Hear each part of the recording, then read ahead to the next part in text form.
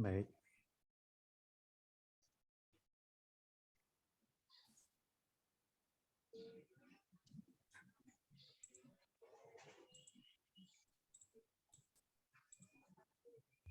Sebentar ya Bapak Ibu, maaf Ya. sebentar. Dan dalam pembahasan kembali mengenai 10 tulah yang turun di Mesir. Mohon maaf sekali minggu lalu saya nggak bisa mengajar karena bentrok dengan pekerjaan yang lain yang cukup mendesak. Tapi ya bersyukur kita bisa kembali lagi pada malam hari ini dan pagi hari ini. Kita masuk ke tulah yang keempat ya Bapak Ibu, pembahasan kita. Kita akan langsung mulai saja. Tulah lalat pikat. Dan pembahasannya, kerangkanya masih seperti pelajaran-pelajaran yang sebelumnya, ya tentang peringatan dan permulaan dari tulah, hasil dari tulah seperti apa, tujuannya, lalu reaksi Firaun terhadap tulah, dan arti sejarah penebusan yang terkandung di dalam tulah ini. Kita langsung masuk saja. Yang pertama, peringatan dan permulaan dari tulah yang keempat ini, tulah lalat pikat. Nah, di tulah yang ketiga, yang sebelumnya, tulah nyamuk atau kutu, itu tidak ada peringatannya. Ya, pertama kali itu tulah nggak ada peringatannya. Lalu di tulah yang keempat ini, tulahnya kembali ada peringatannya. Ya, ketika itu Tuhan suruh Musa bangun pagi-pagi dan berikan peringatan kepada Firaun. Dan itu tepat setelah tulah kutunya selesai. Kita baca ayatnya, Keluaran 8 ayat 20.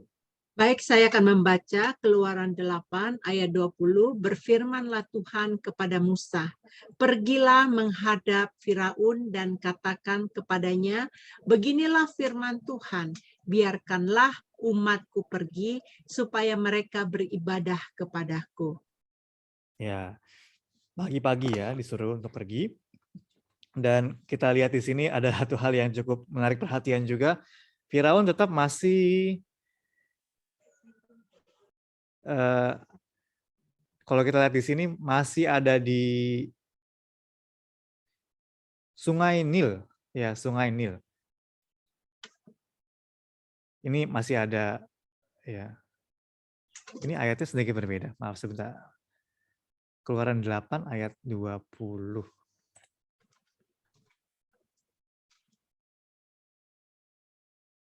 Sebentar. Oke, saya salah copy ayat ya. Kalau kita lihat di Alkitab ayatnya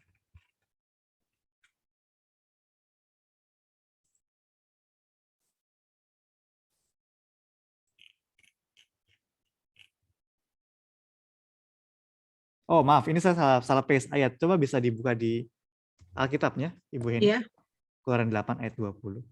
Keluaran 8 ayat 20 ya, saya baca ulang. Ayat 20 Ya. berkata begini, berfirmanlah Tuhan kepada Musa, bangunlah pagi-pagi dan berdirilah menantikan Firaun pada waktu biasanya ia keluar ke sungai dan katakanlah kepadanya, beginilah firman Tuhan, biarkanlah umatku pergi supaya mereka beribadah kepadaku.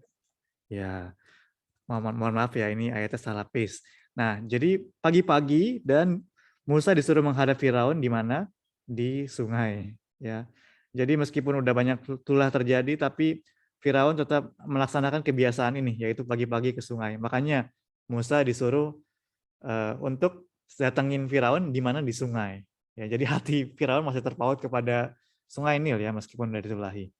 Ini hanya sedikit informasi saja. Lalu Musa disuruh untuk perintahkan Firaun lepaskan umat Israel ya. Dan jika tidak pergi, Tuhan bilang lalat pikat akan diturunkan. Kita baca ayat 21. Oke, ayat 21 berkata demikian. Sebab jika engkau tidak membiarkan umatku itu pergi, maka aku akan melepaskan pikat terhadap engkau, terhadap pegawai-pegawaimu, rakyatmu, dan rumah-rumahmu, sehingga rumah-rumah orang Mesir, bahkan tanah di mana mereka berdiri, akan penuh dengan pikat. Ya, ini peringatannya ya.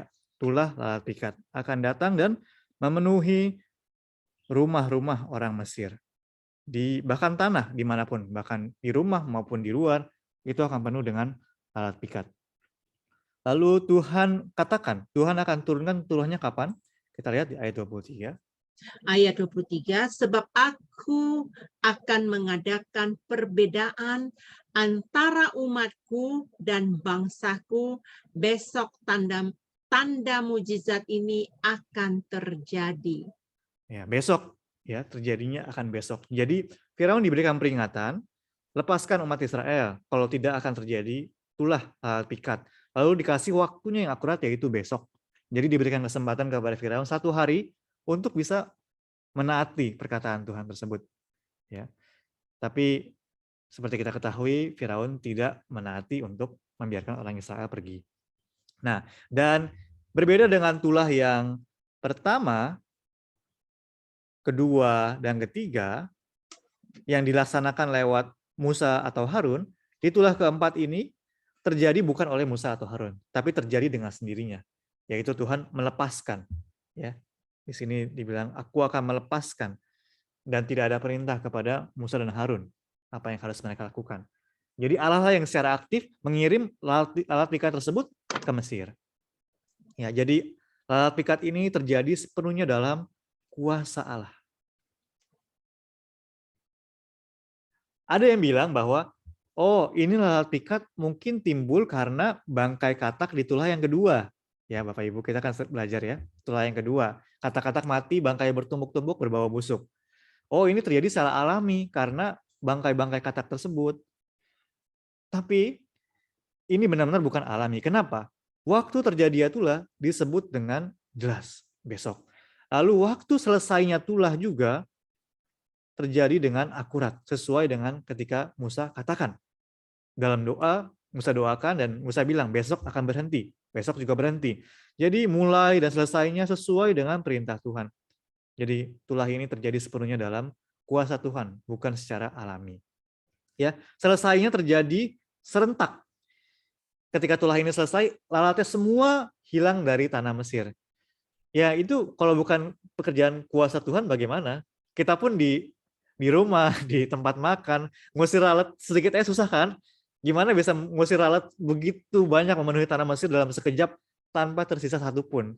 Kalau bukan dalam kuasa Tuhan, ya kan? Susah sekali kan ngusir lalat. Ya, inilah pemberitahuan dan permulaan dari tulah lalat pikat yang keempat ini. Dan kita akan melihat hasil dari tulahnya seperti apa. Yang kedua, hasil dari tulah. Nah, lalat pikat memenuhi segala rumah orang Mesir. Seperti yang tadi kita baca. Dari rumah Firaun yang paling tinggi sampai rumah semua orang Mesir. Itu dipenuhi oleh lalat pikat.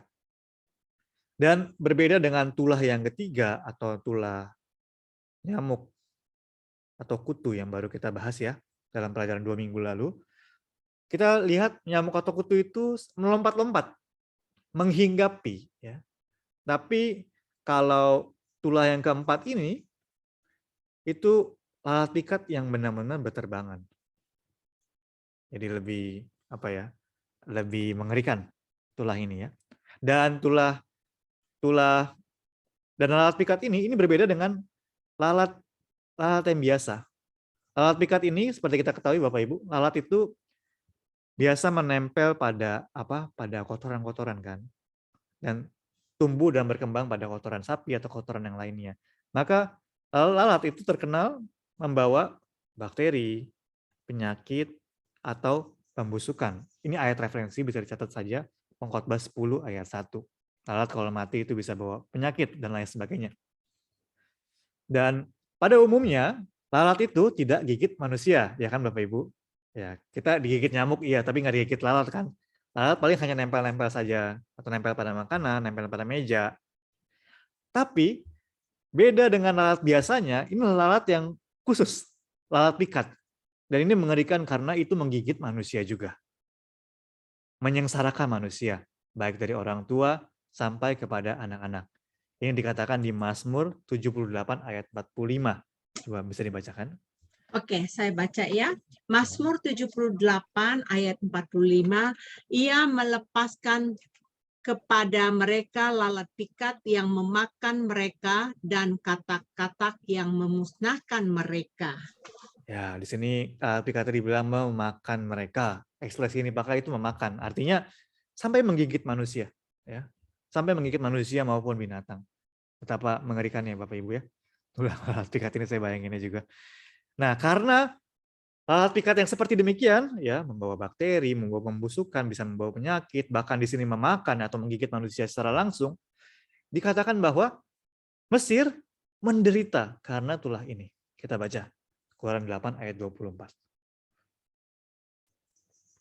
Keluaran 8 ayat 24. Tuhan berbuat demikian, maka datanglah banyak-banyak pikat, maka datanglah banyak-banyak pikat ke dalam istana Firaun dan ke dalam rumah pegawai-pegawainya dan ke seluruh tanah Mesir. Negeri itu menderita karena pikat itu. Ya, dibilang negeri itu menderita. Negeri itu menunjuk kepada keseluruhan negeri itu ya. Menderita karena lalat pikat ini. Ya. Menderita, kalau kita lihat dalam bahasa Ibraninya itu adalah syahat. Kurang lebih seperti ini pelafalannya Bapak Ibu. Syahat. Dan ini artinya merusak, membusuk, atau mengotori. Ya, baik itu mengusak atau hanya mengotori atau membuat busuk, hasilnya adalah membuat Mesir menderita. Dan ini berbentuknya, bentuk katanya pasif dan belum selesai.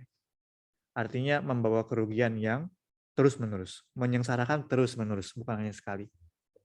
Ya demikianlah hasil dari tulah ini Bapak Ibu, pikat memenuhi negeri Mesir dan membuat Mesir itu menderita. Bisa kita bayangkan ya. Nah, kita masuk ke poin yang ketiga sekarang. Tujuan dari tulahnya apa?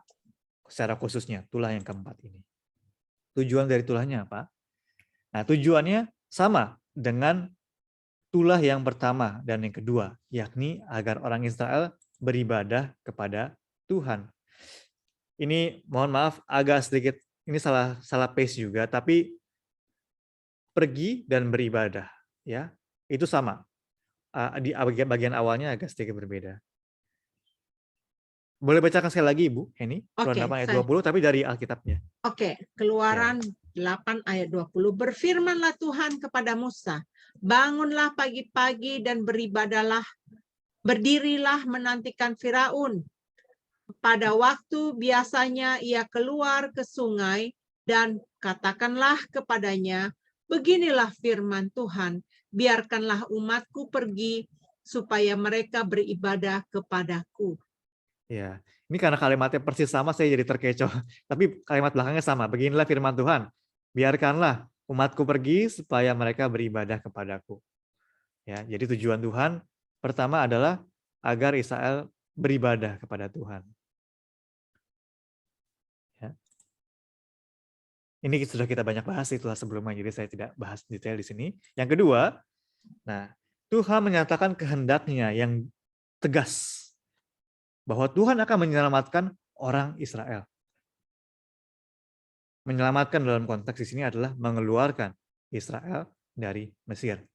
Kenapa? Karena kalau kita lihat kata pergi di sini, dalam bahasa Ibrani itu syalah, selah kalau Bapak Ibu sering dengar kata-kata ini ya, dan dipakai dalam bentuk penekanan. Artinya Tuhan ingin mengeluarkan atau mengirim orang Israel dari tanah Mesir, mengeluarkan orang Israel dari tanah Mesir dengan ditekankan, artinya dengan tegas Tuhan mau itu. Tuhan mau mengeluarkan orang Israel dari Mesir. Itu adalah sebuah keharusan. Nah, poin ini nanti kita akan bahas lebih lanjut, tapi Bapak Ibu cukup camkan, Tuhan mau Israel keluar dari Mesir dengan tegas. Dan yang ketiga, tujuan dari tulah ini adalah Tuhan ingin menyatakan bahwa Allah ada di tengah-tengah negeri. Tuhan bukannya Tuhan yang di langit di atas, di tahtanya yang jauh atau di mana, tapi Tuhan adalah Tuhan Allah Israel adalah Tuhan yang ada juga di tengah-tengah negeri. Ini sungguh firman yang penuh pengharapan sebenarnya. Tuhan ada di tengah-tengah negeri. Dan caranya Tuhan menyatakan hal ini adalah Tuhan dengan membedakan umat Israel. Memisahkan umat Israel. Kita baca Keluaran 8 ayat 22. Keluaran 8 ayat 22. Tetapi pada hari itu, aku akan mengecualikan tanah Gosen, di mana umatku tinggal. Sehingga di sana tidak ada terdapat pikat, supaya engkau mengetahui bahwa aku Tuhan ada di negeri ini. Ya, Tuhan ingin menunjukkan Dia ada di negeri ini. Ya, Tuhan adalah Tuhan yang ada bersama-sama dengan umatnya. Ada di bumi ini. Caranya dengan mengecualikan tanah Goshen. Lalu ayat 23 kita baca. Oke, ayat 23 berkata demikian. Sebab aku akan mengadakan perbedaan antara umatku dan bangsamu. Besok tanda mujizat ini akan terjadi. Ya, di sini tadi kan mengecualikan, dan di sini pembedaan. Tuhan ingin membedakan umat Dia dengan bangsa Mesir. Nah, di sini Allah secara khusus menyebutkan mengenai tanah Goshen, di mana umat Israel tinggal. Nah, sejenak kita akan bahas Bapak Ibu tanah Goshen ini karena ini memiliki arti yang penting. Dan Tuhan juga sebut di sini tanah Goshen itu akan Tuhan pisahkan. Bukan semata-mata tanah di mana umat Israel tinggal atau pokoknya tempat tinggal orang Israel aku akan pisahkan. Tapi Tuhan sebut tanah Goshen. Tanah khusus di mana orang Israel tinggal. Kita akan lihat tanah Goshen ini. Nah, sejak kapan orang Israel tinggal di tanah Goshen ini? Ini mungkin Bapak Ibu sudah bahas di buku kedua, tapi nggak apa-apa. Kita review, siapa tahu ada yang belum mendengar. Sejak kapan orang Israel tinggal di tanah Goshen? Itu sekitar 430 tahun sebelumnya. Udah lama ya, 4 abad. Ketika Yusuf menjadi mangku bumi di Mesir, di Kejadian pasal 40. Jadi dalam pemeliharaan Tuhan, Bapak Ibu, kisah Yusuf ya, Yusuf mengalami segala macam kesusahan, dijual oleh kakaknya, lalu jadi budak di Mesir, tapi dia sedikit demi sedikit naik, dan akhirnya sampai menjadi mangku bumi di Mesir. Ini semua bisa kita lihat di Kejadian 40 dan sebelumnya. Nah, setelah itu, setelah Yusuf menjadi mangku bumi, terjadi kelaparan. Kelaparan yang sangat dahsyat, yang mencakup seluruh dunia disebutnya ya. Kelaparan yang sangat parah. Tapi karena Tuhan sudah memberikan wahyu kepada Firaun, ya, wahyunya kepada Firaun. Lalu Yusuf mengartikan mimpi tersebut, wahyu tersebut, akhirnya Mesir bisa menjadi tempat keselamatan. Istilahnya tempat keselamatan, atau Yusuf ya, khususnya Yusufnya, bisa menjadi penyelamat. Ya, yang menyelamatkan dunia dari wabah kelaparan yang dahsyat saat itu. Dan Tuhan memberikan hikmat ya kepada Yusuf untuk bisa menafsirkan wahyu tersebut. Nah, karena kelaparan yang sangat parah dan mencakup area yang sangat luas, akhirnya keluarga Yusuf, yaitu ayah Yusuf, Yakub dan seluruh keluarganya, 12 anak Yakub, yang tinggal di Kanaan, kena kelaparan juga, mau tidak mau mereka harus pindah ke Mesir. Pindah ke Mesir untuk bisa dapat makanan, untuk bisa bertahan hidup. Akhirnya Yusuf mengajak sekeluarga, ya, ayahnya yang udah lama dia nggak bertemu, saudara-saudaranya untuk pindah dari Kanaan ke Mesir. Ini bisa kita lihat di Kejadian pasal 46. Nah, satu hal yang kita harus ingat Bapak Ibu, yang mungkin kita sering lewatkan kalau baca Alkitab. Berat bagi Yusuf, juga berat bagi Yakub sebenarnya untuk pindah dari Kanaan ke Mesir ini. Ini suatu hal yang menjadi pertimbangan yang sangat besar bagi Yakub. Walaupun saat itu kondisinya kelaparan terjadi di mana-mana. Harus pergi ke Mesir karena di Mesir ada makanan. Di Mesir juga ada Yusuf, anak Yakub kan yang paling Yakub sayangi. Dan Yusuf bukannya siapa-siapa, mangku bumi. Orang nomor 2 di Mesir. Jadi sebenarnya secara pikiran manusia tinggal pergi aja ya. Semua fasilitas, semua kenikmatan, kenyamanan sudah menanti di Mesir. Apalagi situasi mendesak, kelaparan. Tapi berat bagi Yakub untuk pergi ke Mesir. Ini bisa kita tahu lebih detail lewat pelajaran mengenai perjalanan hidup Yakub sebenarnya. Mungkin ya nanti kita bisa bahas sama-sama, cukup panjang tapi sangat menarik di sini. Yakub sangat bergumul, apakah pergi ke Mesir apa tidak. Kenapa? Nah, ini kita harus tahu Bapak Ibu. Kenapa Yakub bergumul seperti demikian? Apa sih ada alasannya kan? Karena dalam sejarah memang sudah banyak wabah kelaparan terjadi di tanah Kanaan. Contohnya pada zaman Abraham. Oh, Abraham dipanggil dari tanah bangsa asing untuk datang ke Kanaan, tanah yang dia tidak tahu, tanah yang Tuhan janjikan untuk jadi milik mereka. Setelah sampai, apa yang terjadi di tanah Kanaan? Kelaparan. Kejadian pasal 12, Bapak Ibu. Karena kelaparan, akhirnya Abraham meninggalkan tanah Kanaan, pergi ke Mesir. Dan terjadi apa di Mesir? Terjadi musibah, ya. Terjadi suatu ancaman yang besar. Sampai akhirnya Abraham kembali lagi dari Mesir ke Kanaan. Karena ada musibah tersebut. Kenapa? Karena tanah yang Tuhan inginkan Abraham untuk tinggal adalah tanah janji, tanah Kanaan, bukan Mesir. Ya. Di zaman Ishak pun, ya, anaknya ya, anak Abraham Ishak, terjadi kelaparan di Kanaan. Ini bisa kita baca di Kejadian pasal 26. Di saat itu, kalau kita baca ayat 2 kalau nggak salah ya, Ishak juga mau pergi ke Mesir karena kelaparan tersebut. Tapi Tuhan firmankan, jangan pergi ke Mesir. Tetaplah tinggal di tanah Kanaan, tanah yang kujanjikan kepada kalian ini. Akhirnya ya Ishak nurut. Oke, meskipun kelaparan terjadi di Mesir, di Kanaan, aku tidak kabur ke Mesir. Tetap bertahan, percaya kepada Tuhan. Akhirnya menabur di Kanaan dan menghasilkan berkat 100 kali lipat. Ya, Bapak Ibu, ini sangat cerita yang cukup populer ya. Karena dia bertahan dan dia taat perintah Tuhan, tetap tinggal di Kanaan, tanah janji, diberkati 100 kali lipat. Kita bisa baca di Kejadian 26. Ya, jadi ada latar belakang seperti itu. Nah, sekarang tibalah pada zaman Yakub. Terjadilah kelaparan. Maka apakah Yakub akan pergi ke Mesir gitu saja? Meskipun ada Yusuf di sana, meskipun ada keselamatan di sana, istilahnya ada makanan di sana, nggak gampang. Tapi akhirnya kalau kita baca di Kejadian 46 ini Bapak Ibu, Yakub pergi ke Beersheba. Dia sedikit muter. Ya, meskipun udah dijemput untuk pergi ke Mesir oleh Yusuf dengan kereta-kereta dan lain sebagainya, Yakub menyempatkan diri pergi ke Beersheba dan dia berdoa sungguh-sungguh, ini benar nggak perlu pergi ke Kanaan? Perlu pergi ke Mesir apa enggak? Dan Tuhan memberikan jawaban, pergilah ke sana. Baru di saat itu Yakub beroleh keyakinan, oke, ini adalah dalam pemeliharaan Tuhan, bukan kehendakku sendiri untuk kabur dan lain sebagainya. Yakub pergi akhirnya ke tanah Mesir. Wah, ini kisah yang sangat menarik sebenarnya, tapi saya tidak bisa bahas secara detail. Tapi seperti demikianlah latar belakang mengenai pindahnya keluarga Yakub, keluarga Yusuf ini ke tanah Kanaan. Ya, saya kira sampailah keluarga Yakub, keluarganya Yusuf ke tanah Kanaan. Saya hapus dulu. Oke. Ya. Nah, setelah sampai di tanah Kanaan, Maksudnya ke Mesir. maaf. Ya maaf, betul. Makasih badannya.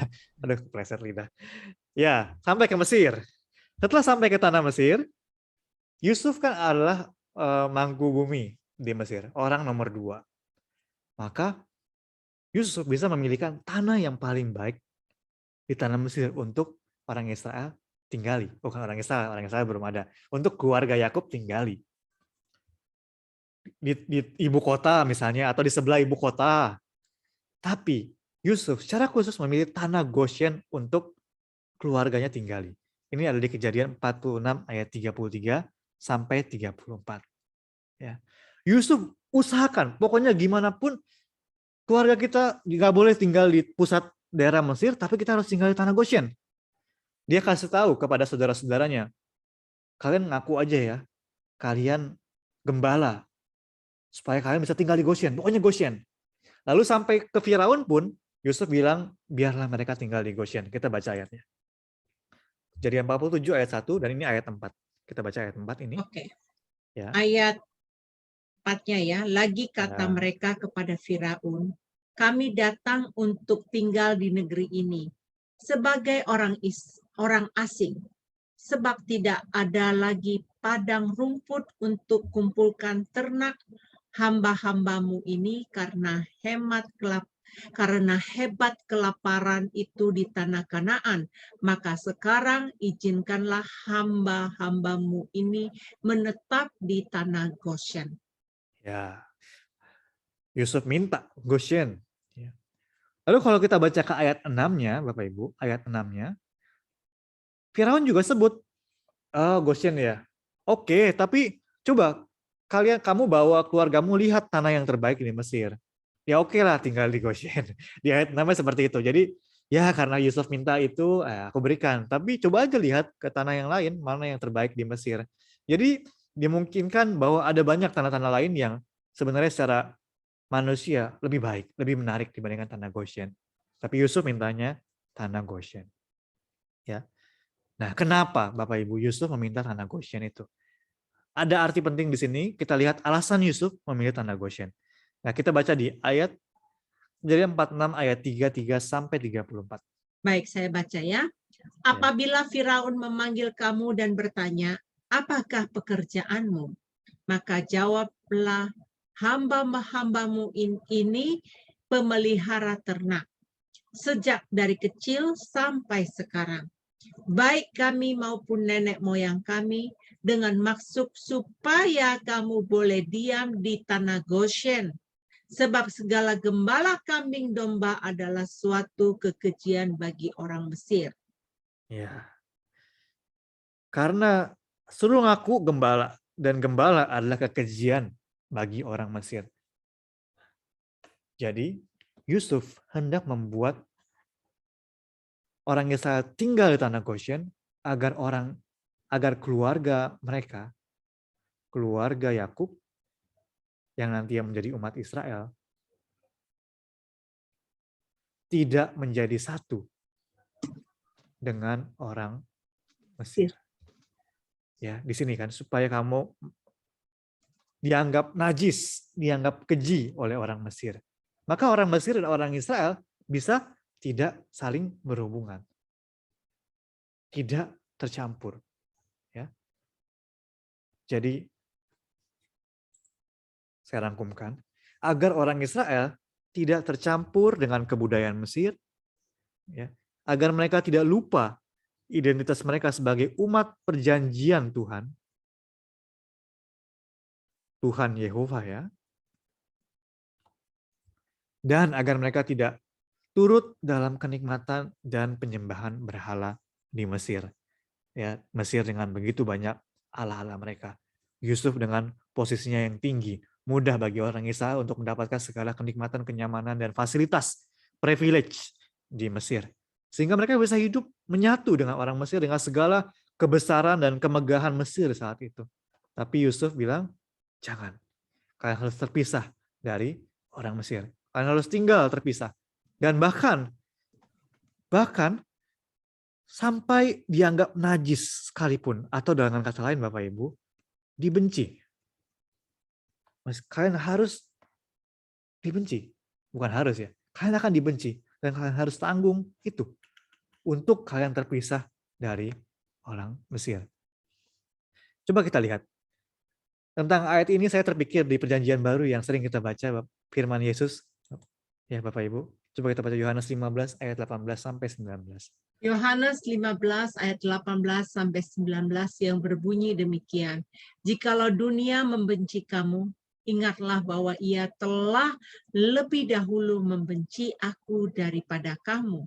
Sekiranya kamu dari dunia, tentulah dunia mengasihi kamu sebagai miliknya. Tetapi karena kamu bukan dari dunia, melainkan aku telah memilih kamu dari dunia, sebab itulah dunia membenci kamu. Ya, ini berat, tapi kita harus aminkan Bapak Ibu. Ya, bahwa meskipun dunia membenci kamu, kita lihat ayat terakhirnya, berkat di ayat 27, Tuhan memberikan berkat apa? Immanuel. Ya. Kita juga sudah bahas di pelajaran-pelajaran berikutnya, pelajaran-pelajaran sebelumnya, bahwa Tuhan tidak ingin kita bersahabat dengan dunia. Ya. Di sini bahkan dikatakan dunia akan membenci kamu. Ya. Inilah sikap iman yang kita sebagai orang Kristen harus miliki, Bapak Ibu.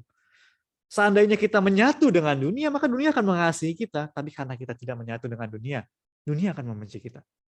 Ya. Artinya apa di sini? Sikap iman yang kita harus miliki adalah, meskipun kita hidup di tengah-tengah dunia, Ya kita mau tidak mau ya Bapak Ibu kita hidup bermasyarakat, kita hidup dengan orang yang tidak percaya, ya. Tapi kita harus memiliki batasan yang jelas dengan dunia. Jangan kita terlena dengan apa? Terlena dengan kemabukan dunia, dengan kenikmatan dunia, dengan tren dunia. Ya, karena kalau kita mabuk dengan hal-hal ini, tanpa sadar kita akan menjadi sama dengan dunia. Kita akan tinggal dengan orang-orang Mesir, istilah di konteks kita saat ini ya. Dan inilah kesadaran yang kita harus miliki. Dan kalau kita lihat di peta Goshen, ini ada petanya. Nah ini Mesir ya, Mesir, luas daerahnya Mesir ya. Daerah Mesir luas. Dan Goshen itu ada di mana? Goshen itu ada di daerah sini. Ya, ini daerah Goshen. Ini ada kota Tebes, ada kota Memphis yang besar ya. Tapi Goshen itu lokasinya di bagian atas sini. Ya. Artinya ini perbatasan Mesir. Ini adalah tempat di mana posisi yang paling dekat untuk kembali ke tanah Kanaan. Kanaan ya, di sekitar sini ya, Kanaan ya. Posisi yang nggak di pusatnya Mesir, tapi di pinggiran. Ya, kalau ya bukan di daerah pusatnya. Nah ini menunjuk kepada apa? Ini secara rohani menunjuk kepada posisi di mana ketika Tuhan suruh mereka untuk pergi, mereka bisa pergi. Kapan saja Tuhan suruh mereka pergi, mereka bisa mudah pergi. Kalau di tengah-tengah ya susah, banyak keterikatannya. Tapi kalau di pinggir ya bisa pergi.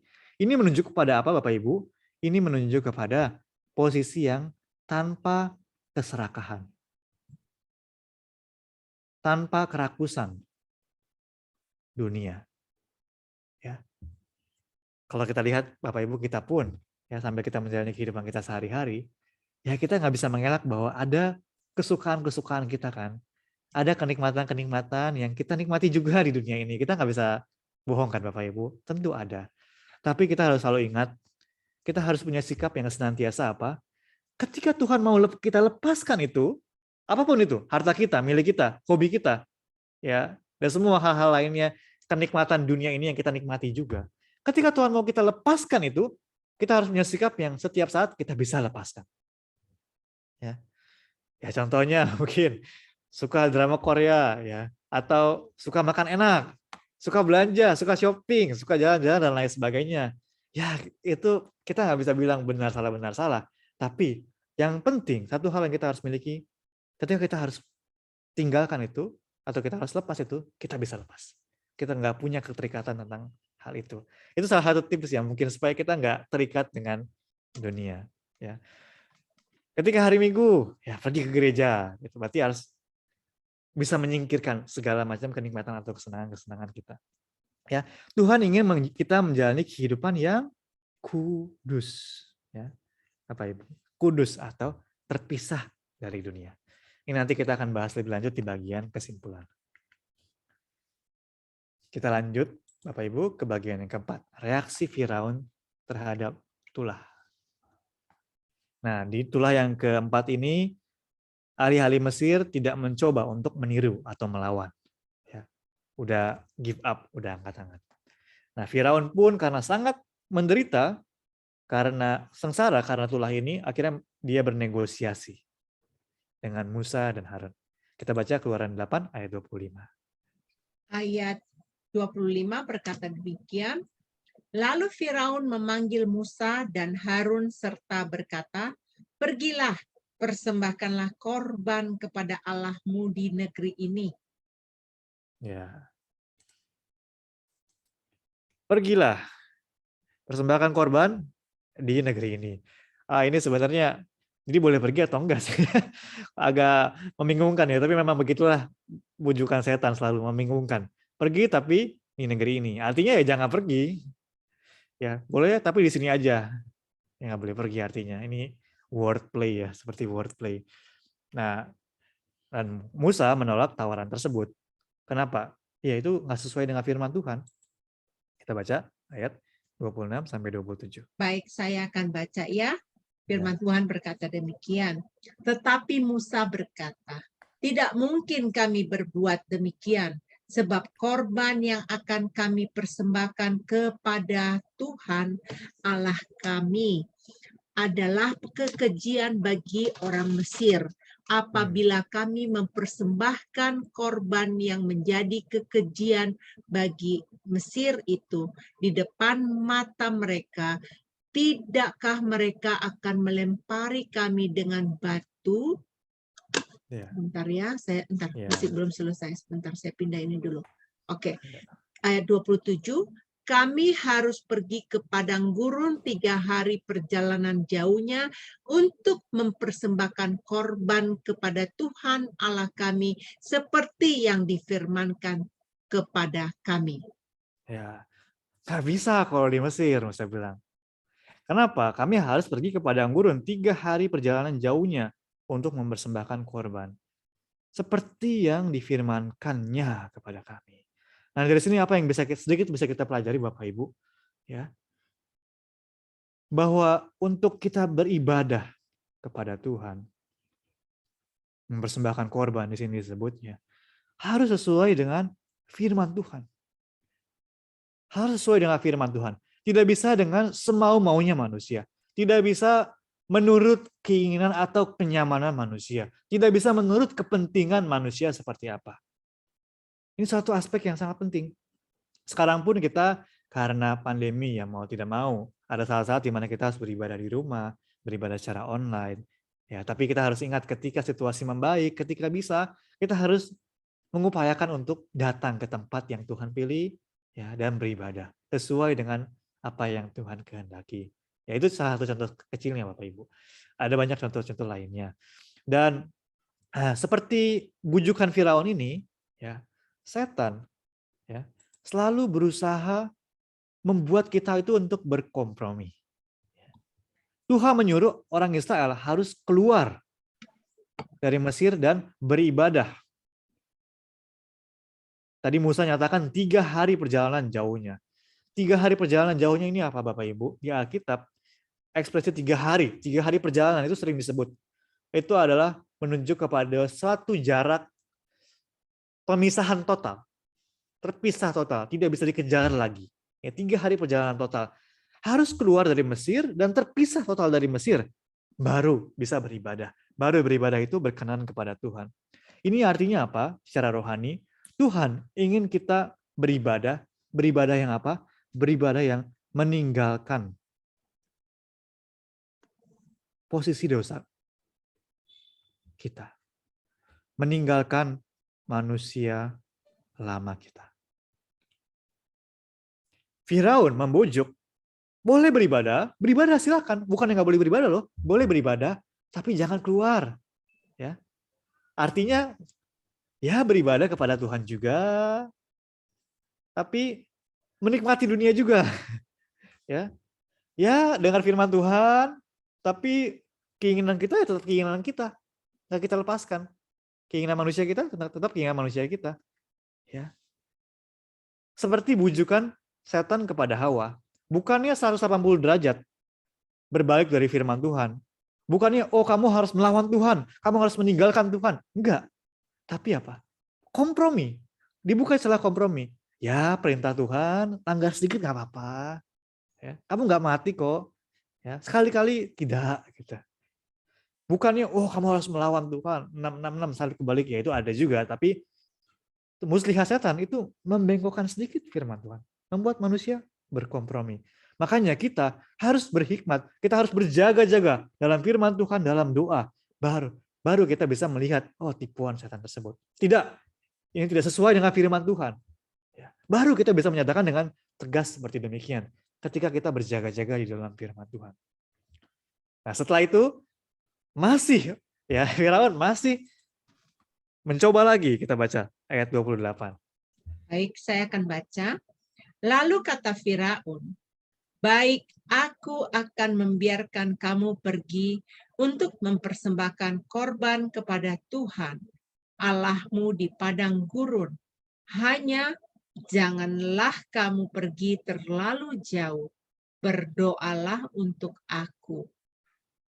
Ya, jangan kamu pergi terlalu jauh. Ini kalau menurut bahasa aslinya dalam bentuk penekanan. Jangan jauh-jauh. Jangan jauh-jauh pokoknya. Gitu istilahnya kalau bahasa Indonesia. Jangan jauh-jauh pokoknya. Masih tetap berusaha. Jangan jauh-jauh. Artinya apa? Supaya mudah untuk kembali lagi. Atau bisa dikuasai lagi. Nanti bisa dikejar lagi. Karena Musa tadi bilang kan 3 hari. Ya, tapi Firaun bilang jangan jauh-jauh. Ya. Demikianlah Bapak Ibu, setan membuat kita hidup dengan terikat pada dunia. Dengan tidak melepaskan dunia sepenuhnya. Makanya suka ada bercandaan ya, seperti ini. Oh, semua orang mengharapkan sorga. Tapi kalau disuruh pergi cepat ke sana, nggak ada yang mau. Biasa gitu kan. Kenapa? Karena ada, saya masih mau ini, saya masih mau itu, saya masih mau menikmati ini, mau menikmati itu di dunia ini. Ya, ada bercandaan seperti itu. Intinya, di sini, tipe muslihat setan adalah, setan membuat kita tidak ikut Tuhan 100%. Ya ikut 70%, 60%, tapi nggak 100%. Nah ini yang bahaya Bapak Ibu. Ini yang bahaya. Nah ketika saya lihat konteks ini, saya ingat teguran kepada jemaat-jemaat di Sardis di kitab Wahyu. Coba kita baca Wahyu 12 ayat 1 sampai 2. Wahyu 3 ayat 1 dan 2 ya. Ya. Oke. Dan tuliskanlah kepada malaikat jemaat di Sardis. Inilah firman Dia yang memiliki ketujuh roh Allah dan ketujuh bintang itu. Aku tahu segala pekerjaanmu, engkau dikatakan hidup, padahal engkau mati. Bangunlah dan kuatkanlah apa yang masih tinggal, yang sudah hampir mati, sebab tidak satupun dari pekerjaanmu aku dapati sempurna di hadapan Allahku. Ya. Di sini teguran cukup keras ya. Kamu dibilang hidup padahal engkau mati. Ya. Tuhan tegur seperti itu, teguran yang sangat keras. Alasannya kenapa? Di sini Tuhan sebutkan bahwa tidak satupun pekerjaanmu aku dapati sempurna di hadapan Allahku. Artinya pekerjaan tidak sempurna, dengan kata lain, itu setengah-setengah. Ya Bapak Ibu, setengah-setengah. Iman yang suam-suam kuku. Tuhan bilang itu yang paling memuakkan. Setengah-setengah. Artinya apa? Tidak memberikan segenap hati kepada Tuhan. Itulah godaan setan. Ya, tidak ikut Tuhan. Membuat kita ya ikut Tuhan tapi ya enggak 100%. Enggak sungguh-sungguh. Datang ke gereja ya, saya orang Kristen datang ke gereja hari Minggu dengar firman, ya udah kan? Udah selesai. Seperti itu. Tidak sungguh-sungguh, tidak 100%. Tidak memberikan segenap hati.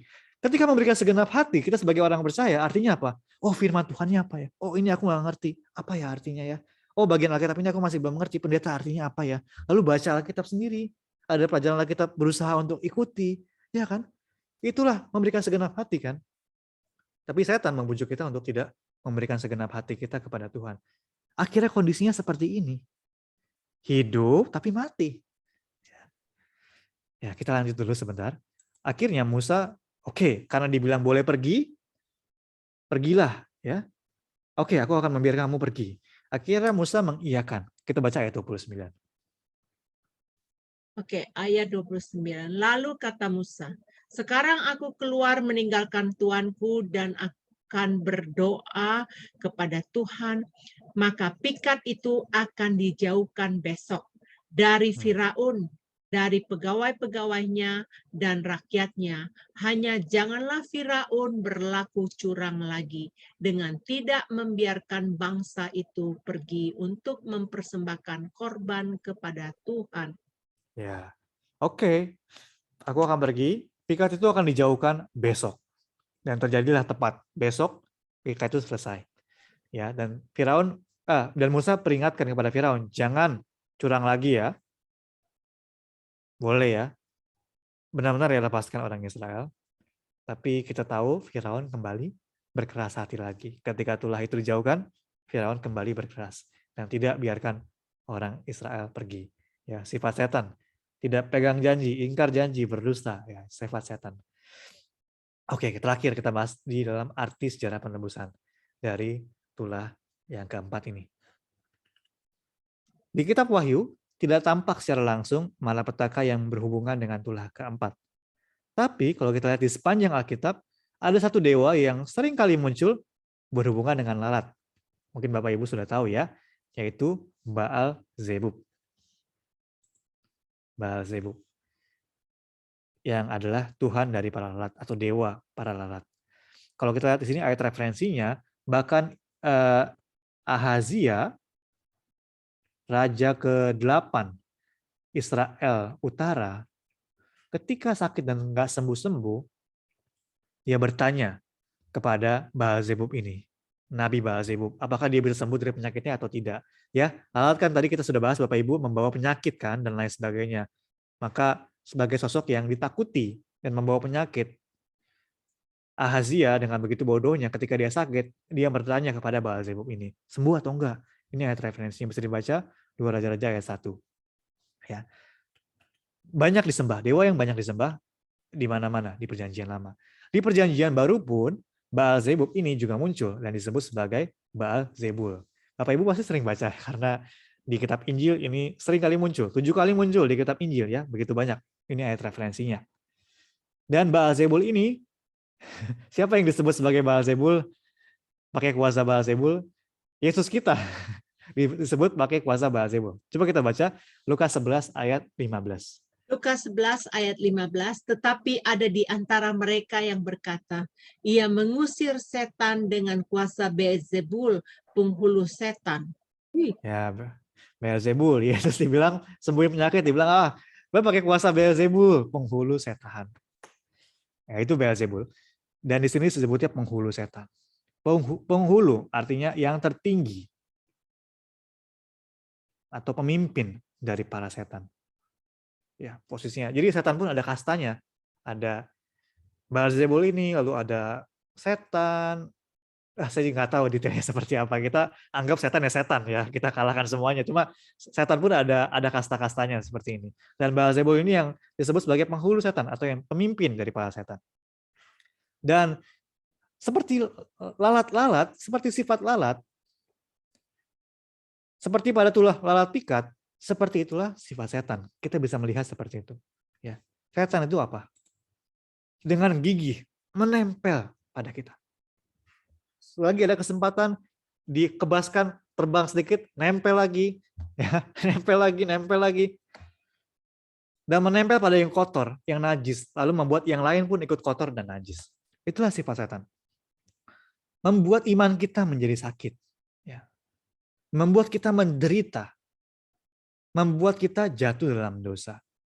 Lalu juga sedot darah kita. Darah kan sering diumpamakan sebagai nyawa ya Bapak Ibu. Sedot darah kita atau sedot nyawa kita. Menyedot hidup kita. Sampai kita menjadi, tadi apa dibilang, orang yang dikatakan hidup tapi mati. Ya mungkin fisiknya hidup. Ini kan lalat rohani ya, setan itu lalat rohani. Fisiknya hidup, tapi hatinya, rohaninya mati. Disedot. Itulah sifat setan. Kita tadi baca udah Wahyu 1:3 ayat 1 sampai 3. Coba kita baca sekali lagi tapi di sini lebih ke ayat 3-nya. Coba kita baca, Ibu ini. Oke, ayat Ya. 3-nya yang mana ini ya? Baca ya semuanya enggak apa. Oke, baik. Engkau dikatakan hidup, padahal engkau mati. Karena itu ingatlah bagaimana engkau telah menerima dan mendengarnya. Turutilah itu dan bertobatlah. Karena jikalau engkau tidak berjaga-jaga, aku akan datang seperti pencuri, dan engkau tidak tahu pada waktu manakah aku tiba-tiba datang kepadamu. Ya. Jadi kita rangkum sekali lagi Bapak Ibu. Firaun atau setan berusaha untuk membuat kita tidak taat pada perintah Tuhan 100%. Ya Bapak Ibu. Tidak taat, kompromi. Ya.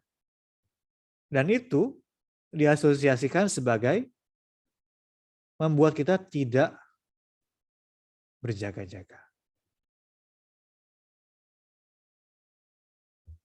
Ya, di sini dibilang kan, engkau hidup padahal engkau mati. Karena salahnya apa? Mereka dengar, mereka terima firman Tuhan, tapi belum turuti, tidak bertobat, ya. Tidak melepaskan manusia lama. Hanya terima firman justru untuk menggemukkan manusia lama malah, ya. Dan di sini mereka bilang tidak berjaga-jaga, ya. Itulah kondisi hidup padahal mati. Tidak menuruti firman, tidak bertobat, dan tidak berjaga-jaga. Setan membuat kita tidak berjaga-jaga. Nah, ini sama dengan firman yang Yesus katakan di Lukas 21 ayat 34. Ya, Lukas 21 ayat 34. Oh, maaf, saya ayatnya kehapus ya. Boleh dibaca? Lukas 21 ayat 34. Lukas, Lukas, ya, sebentar ya. ya.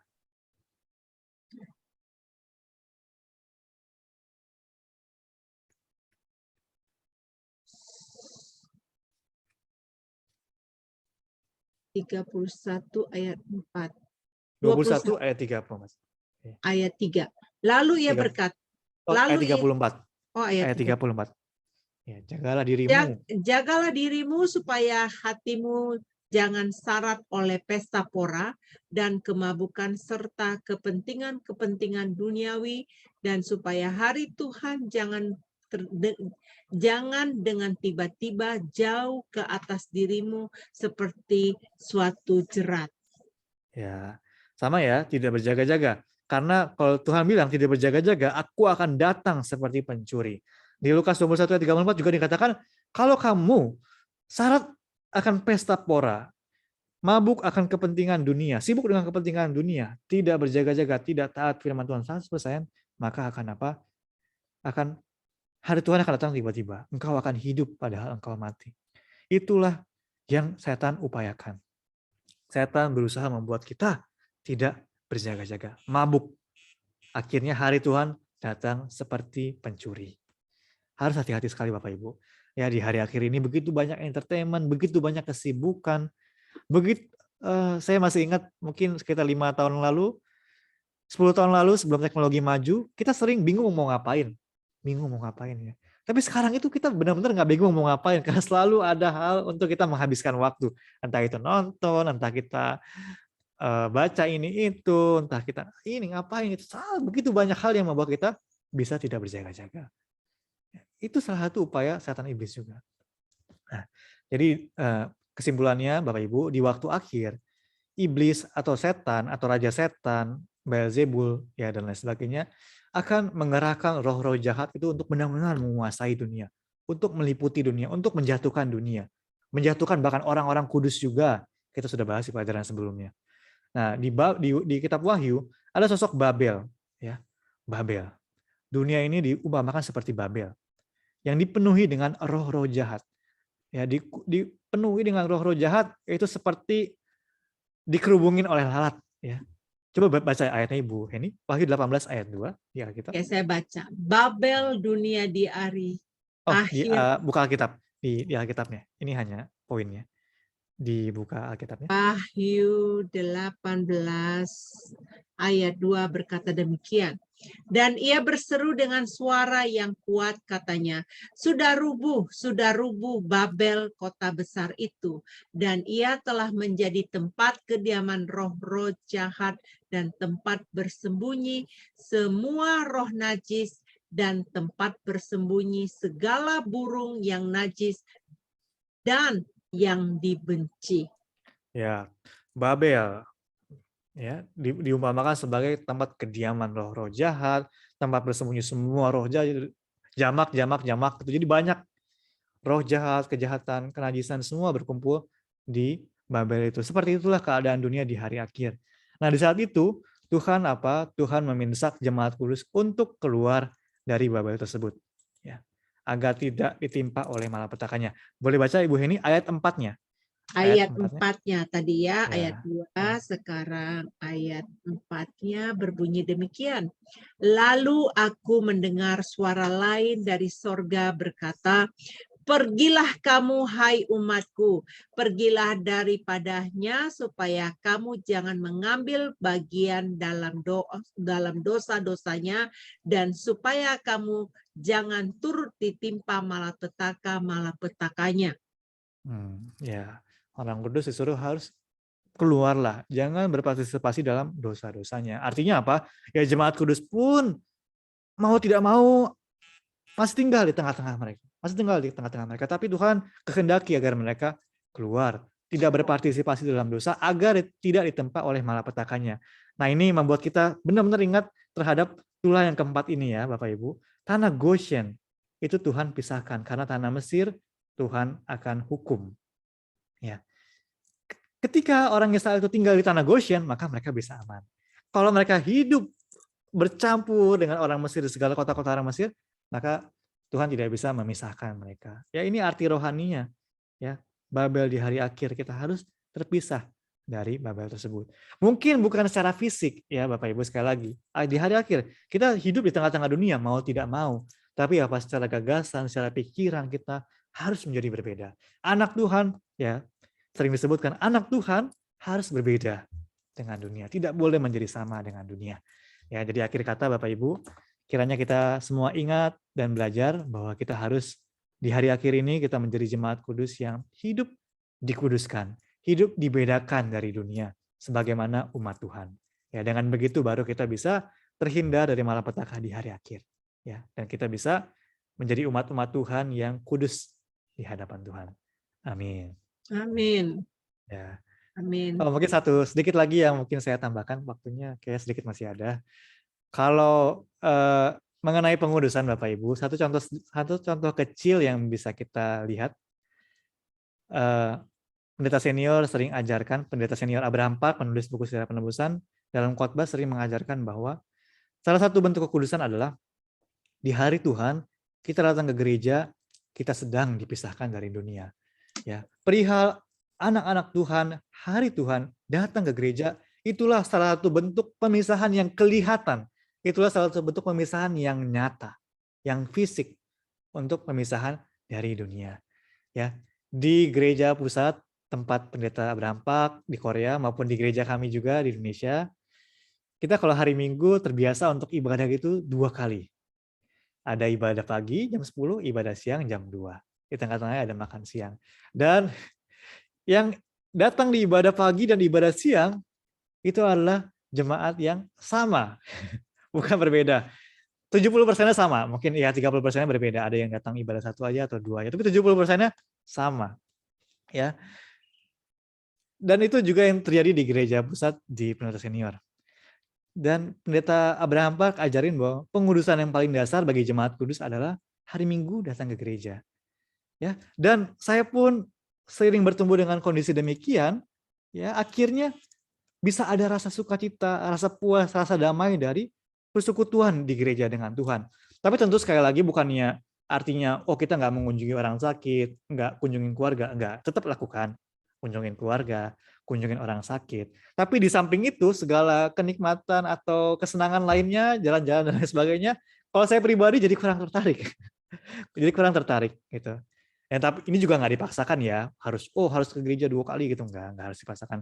Tapi dengan itu saya pun jadi diajak untuk merasakan damai dan kenikmatan sejati dari firman Tuhan, dari persekutuan dengan Tuhan di hari Tuhan. Ya, jadi ini hanya sebagai contoh saja Bapak Ibu. Jadi lewat tindakan fisik kita beribadah, akhirnya apa? Gagasan, pola pikir kita akan lebih mudah untuk tidak menjadi sama dengan dunia. Untuk tidak mengejar hal-hal yang sama dengan yang dikejar maupun berpaut oleh orang-orang dunia. Ya. Ya, semoga seperti tindakan itu kita ingat untuk menjalani kehidupan yang dibedakan. Kalau orang-orang orang-orang kan haus akan liburan, haus akan pokoknya kita harus jalan-jalan kemana nih, pokoknya kita harus udah capek seminggu kerja kita harus kemana nih. Tapi jemaat gereja Pendeta Abraham Park ya terbiasa untuk kita udah capek kerja, kita ke gereja, kita relaxing bersama dengan Tuhan lewat pengenalan akan Tuhan yang lebih dalam, memuji Tuhan, kita beroleh penghiburan yang sejati. Ya ini hanya sedikit contoh Bapak Ibu, tentu banyak sekali aspek dan contoh yang bisa kita terapkan, kita cari dan kita terapkan dalam kehidupan kita. Nah, kita akhiri dengan doa dulu ya, Ibu Heni ya. Silakan. Ya, mari kita berdoa. Ya, Bapak Ibu, ini adalah account dari gereja. Bagi Bapak Ibu yang mau memberikan berkat ya, mengembalikan ucapan syukur, ini ditujukan kepada Gereja Presbyterian Bukit Sion Indonesia. Ada nama banknya, Bank Niaga, ada nomornya di sini. Lengkap. Kalau Bapak mau boleh di foto screen. Kalau Bapak berminat ya, boleh untuk memberikan persembahannya. Tanda ucapan syukur kita telah mendapatkan pengajaran-pengajaran firman yang diberikan oleh Pak Evangelis Diarta. Jadi ini kolektornya kita serahkan kepada gereja ya, bukan kepada Pak Diarta. Ini Bukan. pada gereja ya. Ini murni kalau Bapak Ibu terima kasih karunia dan ingin memberikan persembahan syukur, ya silakan bisa di sini untuk mendukung juga pekerjaan penerjemahan dan pengerjaan buku seri Sejarah Penebusan juga. Iya. Penyebarannya. Kalau Bapak Ibu terima kasih karunia, bisa memberikan persembahan syukur ke sini. Dan perlu diketahui ya, misi pelayanan dari gereja ini menjangkau orang-orang yang di pedalaman ya. Kita memberikan buku secara cuma-cuma, dan boleh diketahui buku yang sebenarnya kita beli dengan harga yang dijual dari yayasan itu sebenarnya bukunya sudah ada yang sumbang sebagian, ada yang nyuntik dananya karena biaya cetaknya mahal, tetapi karena berhubung ada donasi yang menyumbangkan sedikit duit untuk menutup supaya harganya terjangkau ya.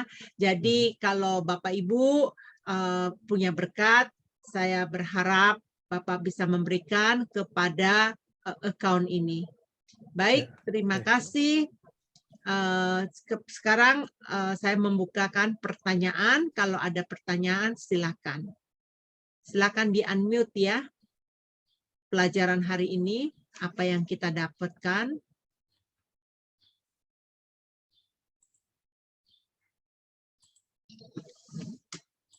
Pak Daniel mungkin ada yang mau dipertanyakan?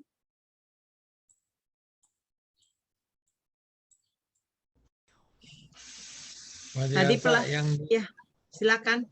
Iya, Pak. Yang di 2 Raja-Raja 1 ayat 23 itu yang bahas Sebub itu, itu sama yang di Baal Zebul yang dituduhkan kepada Yesus. Sama. Ya, sama. Baal Zebub sama. Oh iya. Dewa para lalat. Ya, unik kasih. Ya, saya juga ya. Saya juga unik, kenapa lalat ya? Tapi ternyata lalat itu menjadi sosok yang didewakan gitu. Membawa penyakit atau apa. Dan banyak muncul. Ya, baik. Terima kasih Pak Dia. Ya. Gimana tadi udah pada tahu mengapa bangsa Israel memilih tempat tinggal di Yusuf ya sebagai mangkubumi di Gosen. Coba Pak Daniel, ayo tadi kenapa? Supaya bangsa Israel tidak bercampur dengan Mesir, dengan budaya Mesir. Itu pertama. Ya, yang kedua alasannya dekat sama Kanaan. Pak Daniel bagus sekali ya cara menyerap pelajarannya. Jadi Tuhan itu luar biasa memelihara bangsa Kanaan, bangsa Israel ya waktu di sana. Tuhan udah mempersiapkan. Tetapi mari kita tanya kepada Diarta, arti Gosen, arti nama Gosen. Arti nama Gosen apa? Aduh, saya lupa artinya apa. Oh iya, saya tahu. Saya ingat. Gosen itu artinya dipersembahkan kepada matahari kalau nggak salah. Sebentar, saya cek ya. Pokoknya ada berhubungan dengan matahari. Iya, tempat bersinarnya matahari. Goshen. Tempat bersinarnya matahari. Oh, itu ada. Ibu Heni tahu ya? Iya, tempat bersinarnya matahari. Dan kita tahu matahari itu simbolnya siapa? Ya, matahari. Tuhan Allah adalah matahari. Perisai kita. Mazmur 84 ayat 12 dan sekitarnya ya. Iya, betul. Dan di Gosen itu binatang-binatangnya nggak kena ya, nggak kena lalat, nggak kena penyakit gitu. Itu sebenarnya tahu nggak Bapak Ibu kenapa sampai binatang yang di tanah Gosen itu dipelihara Tuhan? Ada yang tahu? Boleh buka mic-nya. Kalau ada yang tahu silakan. Ini jemaatnya dari GPDSI pasti sudah tahu sih sebenarnya. Review buku 2 ini ya. Iya, review buku kedua, betul. Iya. Itu tujuannya untuk mempersiapkan kalau binatang yang di tanah Gosen mati, berarti nanti tidak ada binatang korban domba yang akan dipakai di tulah yang ke-10. Karena kalau semuanya mati, nggak ada lagi binatangnya, nah nanti di tulah yang ke-10 pakai apa dong darahnya itu untuk dioleskan di depan pintu. Nah, domba itu juga simbolik yang menyatakan bahwa itu adalah Yesus nanti di perjanjian baru. Dia mati di perjanjian baru ya. Ada lagi nggak kira-kira yang mau tahu tentang pelajaran hari ini? Ada yang ngerti ya? Pak Daniel masih ada? Nggak ada, oke. Kayaknya begitu aja Pak Diarta, terima kasih banyak atas kesempatan yang Pak Diarta. Nah, Bapak Ibu mesti mengerti Pak Diarta ini berkorban ya, karena pada hari Rabu mestinya Pak Diarta ada acara tea time bersama pendeta-pendeta dan penatua-penatua, tetapi demi untuk memberikan waktu mengajar kepada kita, dia tidak ikut dalam hal itu. Coba Bapak Ibu appreciate atas kesempatan yang diberikan Pak Diarta kepada kita. Saya berharap untuk kedepannya kita lebih semangat lagi, jangan sia-siakan, karena buku ke-8 ini adalah buku yang belum terbit, tetapi Evangelis Diarta bisa membagikan kepada kita, karena dia yang mentranslate buku dari bahasa Korea ke bahasa Indonesia. Ya. Baik. Bersama dengan Pendeta Yun. Ya, bersama dengan Pendeta Yun. Partnerannya Pendeta Yun. Ada lagi pendeta Korea di tempat kami namanya Pendeta David Won. Nah, pasangannya adalah si Santi untuk yang membantu. Ya, terima kasih banyak Bapak Ibu. Ya, kalau ada pertanyaan, silahkan ditampung ya untuk berikutnya. Baik. Pak, dimatikan aja, kita bubar semua. Terima kasih, Tuhan memberkati. Ya, terima kasih ya. Ya, dimatikan aja. Terima kasih Pastor Diarta. Thank you Henny. Terima kasih, sama-sama.